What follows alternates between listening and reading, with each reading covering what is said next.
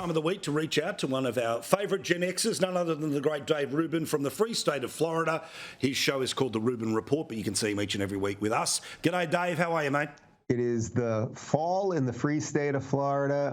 Well, is it the fall? It's the fall or the winter. I can't even tell because it's just sunny and beautiful and everyone's happy and free here. So it's all good, my friend. How you doing? Now, today, massive protests in the United States, but they, for once, were in favour and support for Israel. What do you think of them? Well, it was very heartening to see, for the last couple of weeks since October 7th, we've seen a lot of rallies in support of, I would say, Hamas, not in support of the Palestinian people. They actually are in support of Hamas, and the rallies are calling for chants like River to the Sea, and as you had, unfortunately, in Australia, Gas the Jews, and we've seen this all across London and a bunch of other places, mostly in Western Europe. We've seen a little bit of it in the United States. So it was nice to see a rally today that was completely peaceful, where there were American flags, there were talk about shared values, there were talks about returning hostages and actually how perhaps one day there could be peace. There were no calls for violence or anything else like that. This is the type of protesting that in America we should see more of, where, people are going to clean up after themselves. It's going on right as we're recording this right now, but I just know that D.C. is not going to be left in shambles. They're not going to desecrate the White House or burn down any monuments or memorials or anything like that.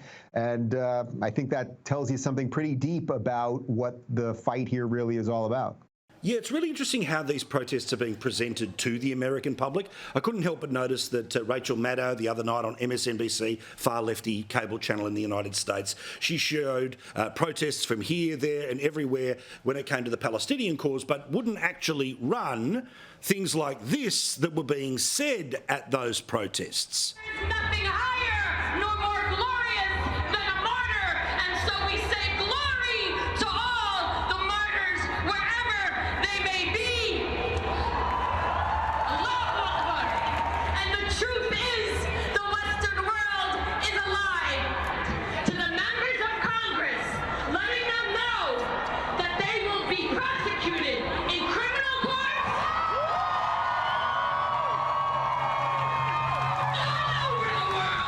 Well, Paul, I'm glad you're also not making the distinction between quote-unquote pro-Palestine protests and Hamas protests. The simple truth is if anyone went out there with a sign that said, I'm against Hamas, they would be treated just like if you brought out a sign that said, I'm for Israel. These are Hamas protests. What instigated this? It was the Hamas actions of killing 1,500 people and keeping 200 hostages and all of the rest of it.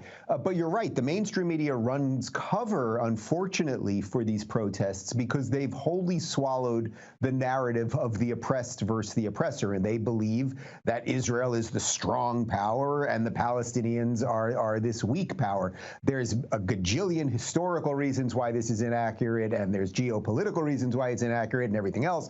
But yes, there is a real problem here because we have people on our streets, and there's a bigger version of it in Europe than there is even in Australia and the United States. But as you correctly point out, it's sort of everywhere right now where they're calling for Sharia. They're talking about the Muslim armies of the world to wake up. And as I've been trying to point out to people, you don't have to specifically care about the Jewish people any more than you care about watching Seinfeld. And you don't have to care about the land of Israel any more than you care about watching the Ten Commandments once a year.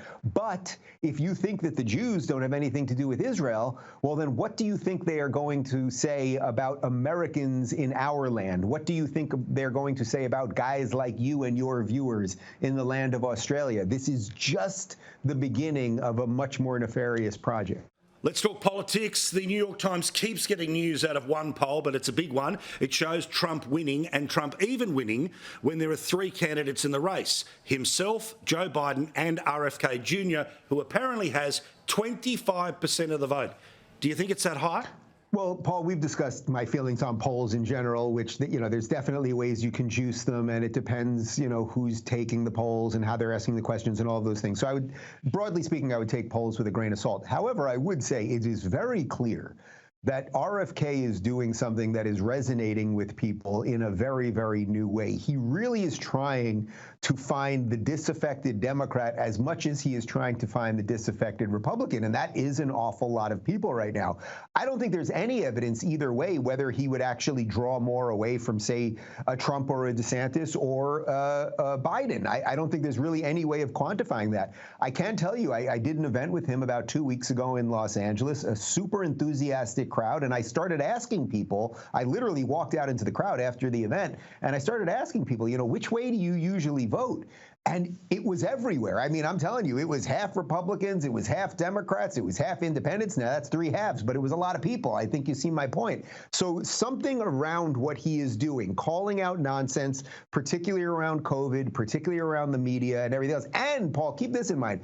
Let's say he's not at 25%, but let's say he's even at 15, or even if it was 10%, that's an extraordinary number for an independent. And he's doing it while the media is completely ignoring him. So yes, the more they ignore him, the more I actually think something is going on there.